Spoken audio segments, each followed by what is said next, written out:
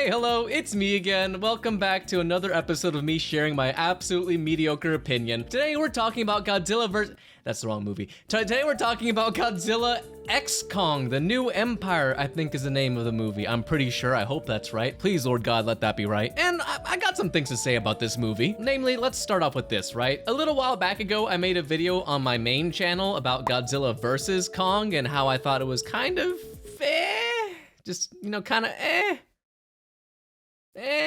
Overall, I just kind of thought the movie was more or less predictable. By the time they announced the name of this movie, I already knew the exact plot line in my head. It was going to be Godzilla vs. Kong fights for like 5 minutes. They team up to fight Mechagodzilla. It was pretty obvious to me. And it's not necessarily a bad thing, but it didn't really scratch that popcorn movie itch for me. And I think it's partially because of that whole COVID era timing. But overall, after time went on and I watched it again, I actually liked it a little bit more. It's still not my preferred kind of kaiju movie. It is very much dumb fun, and that's not a bad thing, but it wasn't for me, quite frankly. It didn't really feel like it was pushing the edge enough, and it still had that cliche monsterverse trying to be Marvel humor that didn't work. I swear, if I heard tap water one time in Godzilla X Kong, I was gonna lose it. But it was leaning in the right direction for a monsterverse movie, I guess. It was kind of leaning towards I can enjoy this. It's okay. It's not anything offensive or anything like that. And then we get to this movie and it really does start pushing that edge a lot more. So the setup in this movie is after the whole Hollow Earth thing, Kong is in there and he's lonely because he ain't got no other ape friends. So he's looking around. He's got a sore tooth. It's a bad time for Kong. And I'm gonna add this in here again because I just don't get it. We keep on making Godzilla needlessly antagonistic. He was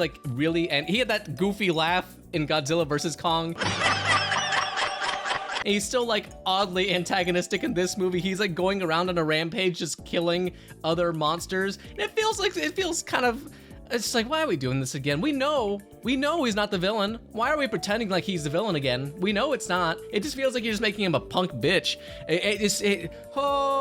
Oh God, okay, but it's not that bad, but it's just why do this again? Which kind of leads me to, I think, my main criticism of this movie. It's the fact that this just feels like Godzilla vs. Kong again. I think we can all agree that the best scene in Kong vs. Godzilla was that whole Kong fight scene. And it's the same thing again here, but I think in Egypt, if I recall well, where they're fighting with the pyramids. Hands down, easily, the best scene in this movie is the one where Godzilla suplexes Kong. I repeat, Godzilla suplexes Kong. I don't know what they were thinking with this movie, but I guess they decided, this movie releases a week or two before WrestleMania. Let's just make this a kickoff show. And I appreciate the fact that they did not decide to constrain themselves as much as they have been, because you look at 2014 Godzilla and that one's very contained. That one's very dramatic and actually a movie. This was just fuck it. Just fuck it. Who cares? Just do what we want. We feel like making Godzilla suplex a big monkey. That's gonna make everybody pop, and it did. I think I'd seen that the actual audience score for this movie is something around an A-, and I feel like that's about right. You look at Rotten Tomatoes and it's sitting a 50% critic score, and the audience score is a 90%. That's kind of the feeling here. It's not a smart movie. It is not meant to be that kind of. It's not -1. I'll tell you that much. It's not meant to be that kind of movie at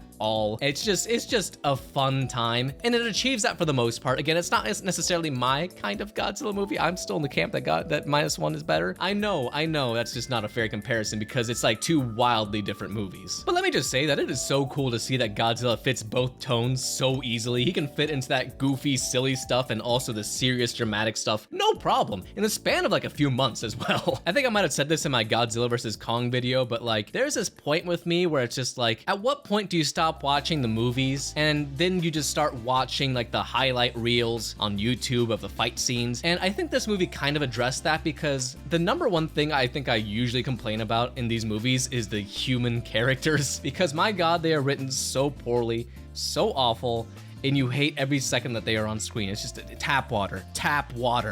Same characters in here, unfortunately, for the most part, even though I don't care about them. But the good news is that they're definitely more of a vehicle to actually just move the plot along, as opposed to just kind of make it the stop between the monsters fight and the next fight. It's it actually leads into stuff which feels a lot more fulfilling, and it's actually a lot more interesting because we're in this Hollow Earth setting where they're just doing a bunch of weird shit. So there's actually more excuse around this time to actually build on that stuff, even though it's not necessarily character development. It is, but only so much you're gonna get in Godzilla vs. Kong, am I right, fellas? And also it leads up to, spoilers, it also leads up to Mothra coming back, so I can't complain that much. I love Mothra. Let's talk about the villains real quick because I think they're pretty interesting. thing. I think it was pretty apparent that they were doing this like Showa era, almost like Monster of the Week kind of thing with Scar King and Shimo.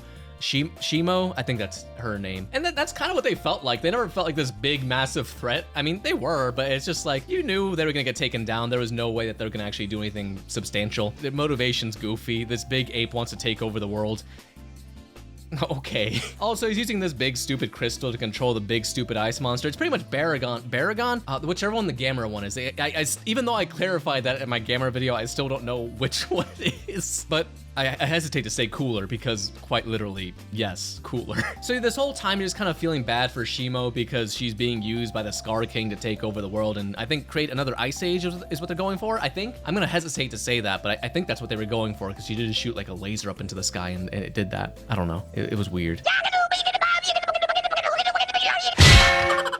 I don't know if there's really much to say about this movie that isn't just like watch it and see the action for yourself because it is purely based on those scenes that you want to watch this movie. Me explaining it is not doing any justice for the movie. It's just kind of like describing something that you can only witness. It's a lot of fun. I will say it is fun to see and it is like you just turn off your brain for 2 hours and you're taken into that world and it's good. It's cool. Again, that's not my personal kind of Godzilla movie, but I know it's a lot of people's just like, they just need like a break from the world. And you know what? Who am I to say don't give that to the people?